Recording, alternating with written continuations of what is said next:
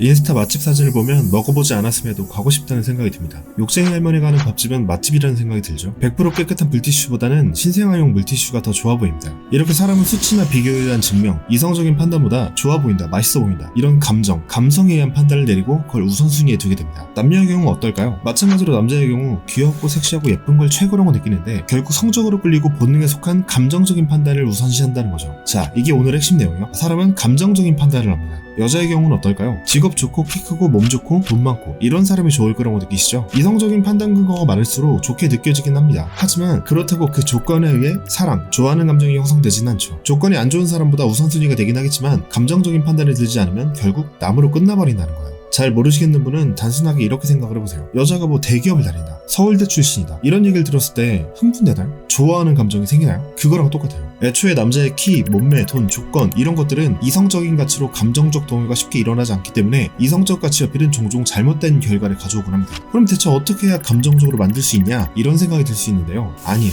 감정적으로 만드는 게 아니라 이성적인 태도를 해제시키는 겁니다. 그게 우선이에요. 기억하기 쉽게 말씀드리자면 손익계산을 하는 이성적 태도를 만들지 말라는 겁니다. 우리도 여자랑 데이트할 때 얘랑 밥 먹으면 뭐 몇만 원이 손해다, 뭐 이러면 어떻겠다 이런 손익계산을 하면 결과가 좋지 않거든요. 여자도 마찬가지예요. 남자가 이걸 목적으로 나를 만나는구나 이런 목적성이 드러나니까 손익계산을 하면서 이성적인 사고가 활성화되고 관계에 몰입하지 못하게 되는 거거든요. 여자 입장에서 남자는 정말 몸을 목적으로 만나나? 아니면 뭐가 목적이지? 이런 이성적인 상태 그대로 만나는 경우가 많아요. 그래서 만나는 이유나 마음에 드는 이유에 대한 명분을 들어서 설명해줄 때 납득이 가면서 이성적인 사고가 해제되는 거죠. 그래서 이런 명분을 말하고 납득시키는 게 중요한데 이건 어프로치 때도 마찬가지고 애프터를 잡기 위한 상황에서도 바운스 직전인 상황에서도 마찬가지로 작용하는 부분이에요. 상대가 이성적인 태도로 손익계산을 하는 것처럼 느껴지면 제가 이전에도 똑같이 머뭇거리다 후회했던 적이 있거든요. 그래서 결과에 상관없이 말이라도 거는 게 맞다고 생각했어요. 제가 사실 카톡보다는 실제로 봤을 때 호감형이라는 소리를 많이 듣거든요. 일주일 카톡보다는 커피 한 잔에 생각이 많이 바뀌실 거예요. 저는 좀 시간을 더 많이 아껴드리고 싶거든요. 내 감정을 이렇게 풍부하게 만드는 사람한테 표현을 못하는 것도 안타까운 일이라고 생각을 해. 물론 순간의 즐거움도 좋고 그게 목적처럼 보이긴 하겠지만 지금의 내 감정을 그대로 느끼는 시간을 좀 더 갖고 싶은 거야. 지금의 느낌이 오늘 말고 또 언제 생길지 모르는 거잖아. 자, 이런 식으로 상대에게 납득이 할 만한 말을 하고 이를 통해서 이성적 사고를 해제시키는 거야. 따라하면 상황이 해결된다라는 의미가 아니라 상대의 의심이나 걱정, 이성적인 상태에 대한 납득할 만한 답을 주어 상황에 몰입할 수 있도록 만드는 행위가 필요하다는 거죠. 애초에 여자가 손익계산을 하게 되는 이유는 남자의 두드러진 목적성 때문이니까 너무 만나기만 위한 대화, 잠자리를 위한 대화, 목적이 너무 크게 드러나는 대화를 초반에는 하지 말아야 감정적 상태를 좀 더 쉽게 만들 수 있어요. 우린 여자를 감정적인 상태로 만들어야 우리가 원하는 결과를 낼 수 있다는 걸 꼭 기억하셔야 합니다. 자, 중간 정리를 해볼까요? 사람은 감정적 판단을 우선시해요. 따라서 감정적으로 만들어야 하는데 이성적 사고를 해제시키면 됩니다. 상대가 손익계산을 하는 부분에 대해서 납득할 만한 답을 주거나 손익계산을 하지 않도록 목적성을 줄이면 되죠. 자, 그리고 역학이란 걸 말을 해볼 건데 역학이란 쉽게 말해 갑을 같은 포지션이라고 생각하시면 됩니다. 내가 장사를 한다면 손님이 찾아와야 돈이 됩니다. 그래서 보편적으로 손님에게 잘 보이기 위해 공손해야 하고 손님은 가게를 오로지 평가하는 입장이 되는 거죠. 갑을로 따지면 손님 갑, 가게가 을이 되는 건데 이 관계가 역전된 곳이 있어요. 밤중에 웬일이요? 배고파? 지랄. 에이, 밥 더 줘?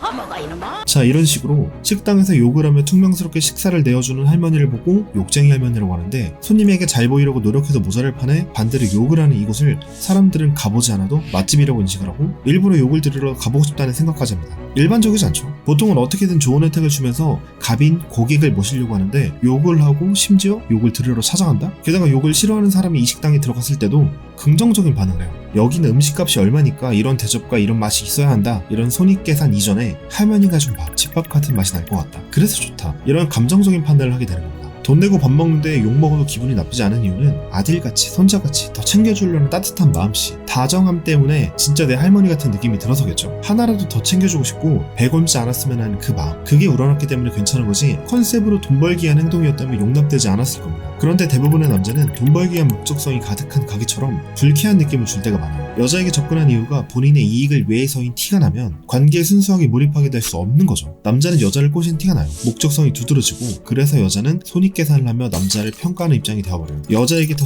잘해줌으로써 보상을 타내려는 태도가 이런 결과를 낳는 거고 자연스럽게 여자한테 어떻게 보여야 되지? 이런 고민을 하게 되거든요. 근데 사실 여자를 잘 만나는 사람은 그런 생각을 하지 않아요. 장사를 잘하는 사람들도 어떻게 보일까에 신경 쓰는 에너지보다 어떻게 해야 더 맛있게 만들 수 있을까를 고민하는 것처럼 목적의 차이가 있다는 거예요. 자, 처음에 말했듯이 우리가 원하는 결과는 감정적인 상태에서 일어났다고 했던 것처럼 남자와 다르게 여자는 외적 부분에 감정적으로 되기 힘들 뿐더러 목적성에 의해 더욱 이성적인 상태가 되어버려요. 따라서 우리는 욕쟁이 할머니처럼 목적성을 중화시키고 긍정적인 인식을 주는 이 시스템을 응용해야 돼요. 자, 제가 보는 중요 포인트를 짚어드리자면 욕쟁이 할머니 전략이 좋았던 이유는 고객이 아니라 아들, 딸처럼 대하는 거죠. 공적인 관계가 아니라 사적인 관계처럼 대한다는 거죠. 이를 통해 갑을 관계에서 대등한 입장으로 포지션을 바꾸고 판매와 소비 관계의 목적인 돈을 베끼지 않는다는 것. 아들, 딸 배불리 먹이기 위한 명분을 통해 장사라는 목적성이 중화가 되어 이성적인 사고가 해제되고 감정적 상태로 몰입이 쉬워진다는 거예요. 그리고 특정 행동, 욕을 통해서 인식을 관리하는 거죠. 겉으로 보면 퉁명스러운 태도인데 이를 통해 오히려 연륜과 세월의 맛이 있다는 인식을 줄 수 있습니다. 자, 이걸 하나하나 하면 좀 어려울 수 있으니까 욕쟁이 할머니가 좋게 느껴졌던 이 시스템을 그냥 적용을 해보자면 이런 마인드를 가지시면 된다는 거예요.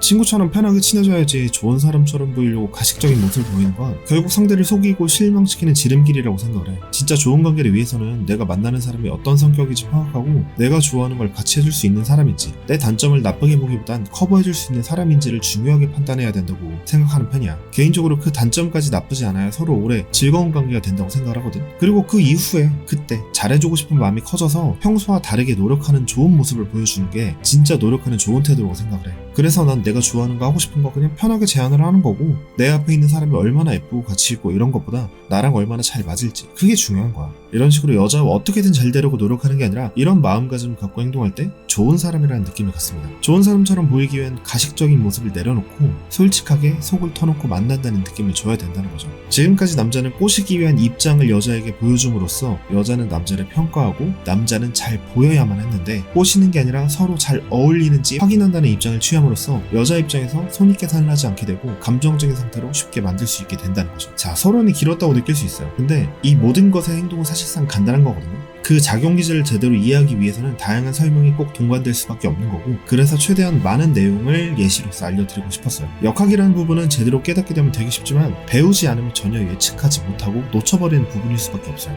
정말 고수들은 잘 보이기 위한 멘트를 쓰기보다 이런 보이지 않는 관계 역학을 다루기 위해서 노력한다는 점, 이걸 꼭 기억하시고 일상에서 눈여겨보시면 좋을 것 같아요. 아마 하이라이트 영상을 보시면서 구독을 위해서 영상을 만드는 게 아니라는 걸 많이 느끼셨을 거예요. 정말 많은 남자분들이 저희 채널을 통해서 많은 도움을 받기를 바라는 마음으로 제작을 하고 있거든요. 그러니까 구독 한 번씩 꼭 눌러주시길 바라면서 다음 영상에서 또 뵙도록 하겠습니다. 자, 그럼 오늘 강의는 여기까지.